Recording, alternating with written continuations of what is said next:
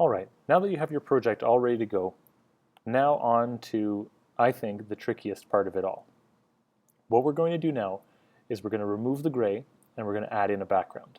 Now, right off the bat, at the very beginning here, I suggest to you that we move everything that we have off of video 1 and onto video 2. Just like Photoshop and Illustrator, these are layers that are used to superimpose video one on top of the other. Whatever is above is sitting on top of. So if we want to put a background behind, it has to be on a lower video layer than our main movie.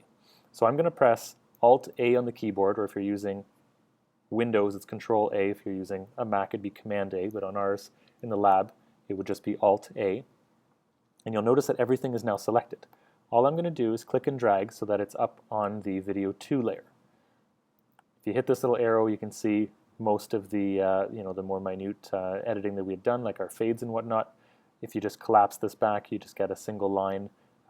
It's not that anything has disappeared, it's just that it is hidden for clarity's sake. So what we're going to do now is on video 1, we're going to place a background. Now the first thing I did is I went to Google Images.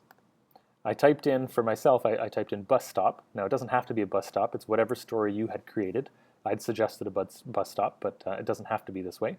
And I selected an image that I thought would be appropriate for the film that we were making. So I chose this one. I went View Image, and then I saved it by going Save Image to Downloads. Now, having done that, I now have, if I go to my Downloads folder, this file in the Downloads folder. This is not where it should be in order to add it into the project. I really absolutely must bring it into my project folder, right? So the Stop Action Filion folder. You'll notice that it's in here now. This is where I absolutely have to have it in order for everything to run smoothly and so that my project stays together.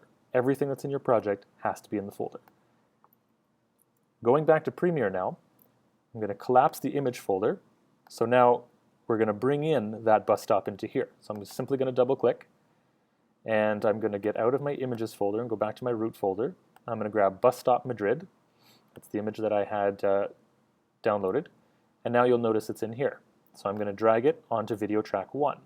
Now, in video track 1, you'll notice that, if I just back this up a little, the image is shown here and then is automatically blocked, right? If I make this longer, I don't see the bus stop at all. And that's because it is behind, right? It's behind all these other keys. So if we want our guy walking in front of the bus stop, we're going to have to get rid of this gray and make it transparent so that we show the bus stop that's hanging out behind it.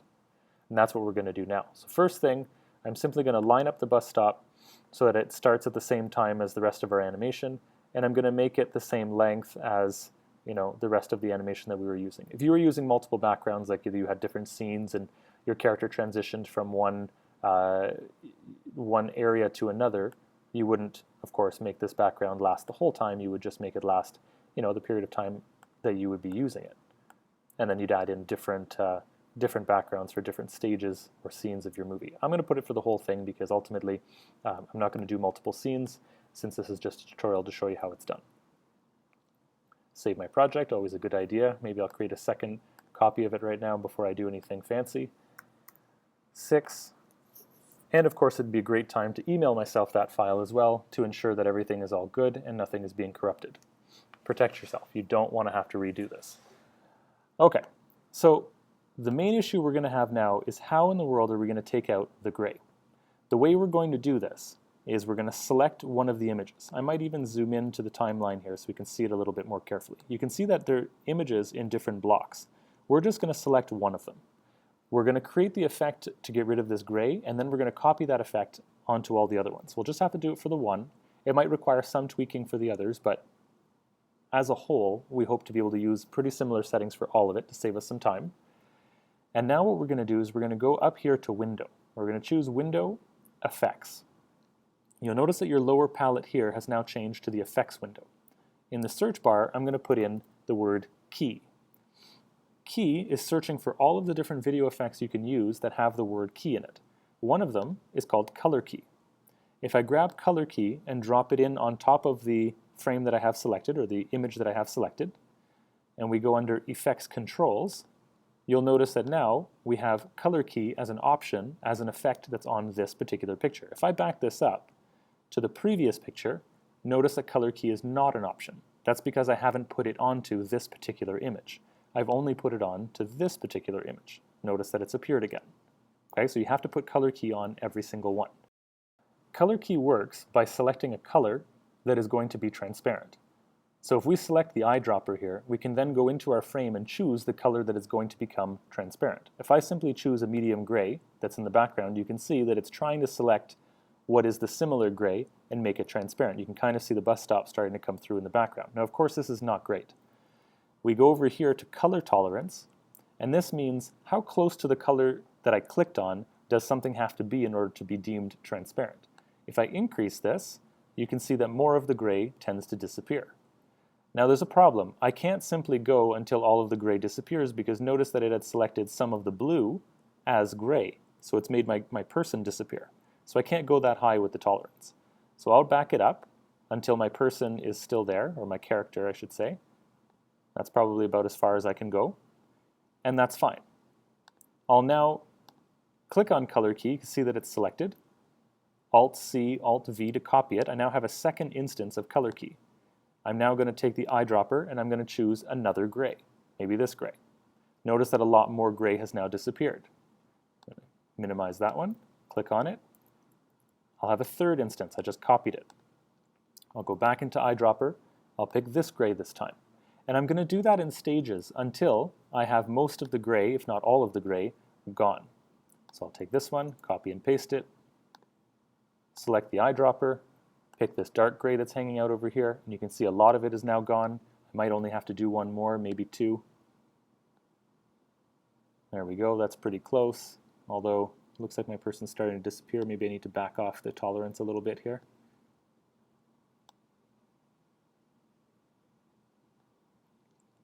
There we go, something like that. And maybe I'll do one more to select the darker gray that's in the corner here.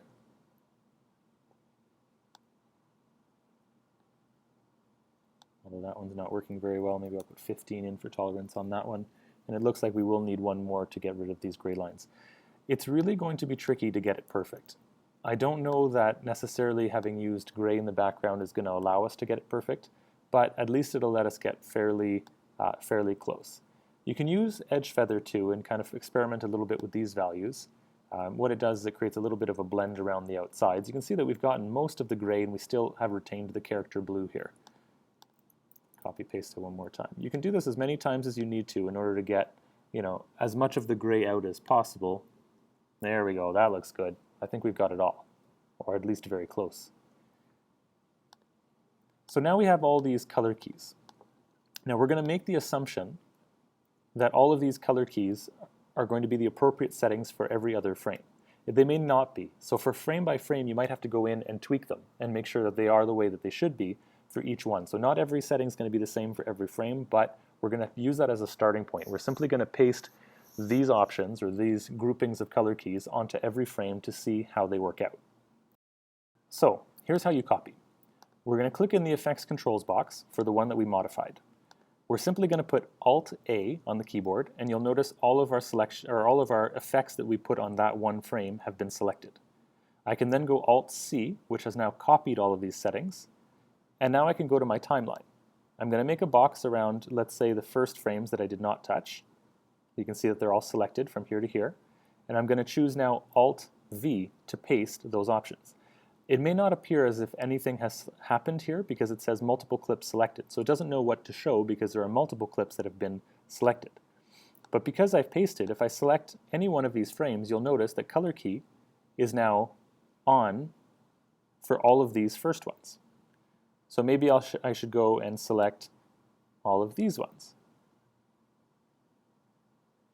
This is all of the remaining frames that we have not yet touched. They're all completely left alone. Nothing has been added as far as a color key to any of these frames. So we're going to go and we're going to select them all. We're going to paste, and then we're going to take a look at how that worked out for all of these different frames. It may be that the settings need to be modified in sections. Like for example, you can see that there's a yellow character for that second scene. There's a head crab moving around on this third one. Maybe we need to modify the settings so that we redo the color key for each type, so for every one of these scenes, and then just copy them onto those single scenes instead of the whole thing. But we're going to try this and see how it works. At least in principle, you'll understand how we do the color keying, and then you just got to put your time in tweaking it in order to get it just right. Almost to the end here.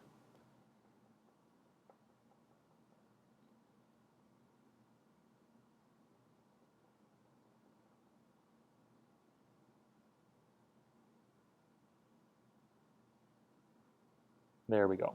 Okay, so I've got them all selected. I'll go Alt-V to paste in. You'll see that I've got a little spinning ball right now because it's taking some time in order to paste all that information in there. Great, done. So if I simply select something towards the end here, if I just go here, you'll see that I have my character. Looks like these settings were not quite appropriate for him because we've lost some pieces of his arm. So for this last character, you'll see right here we have a different person. We might have to modify the settings for the sequence that involves this person. But in principle, this is how it works. So if I go back to the beginning, actually, I might just zoom out of my timeline so I can see it a little bit better. We can go here and perhaps play the beginning of the film. Here comes our guy. You can see that there's still some gray showing up in the corners. He's got a nice little shadow happening. It actually looks pretty good, I would say, for this yellow character. I would say that was pretty spot on. For the head crab, it's not too bad either. There's a little bit of gray happening on the right-hand side of the screen, but not too bad. For this person, we've lost his eyes, so we might have to modify it to get his eyes back. Oh, for Harry Potter, this is really not working very well. We'll have to change the settings for him.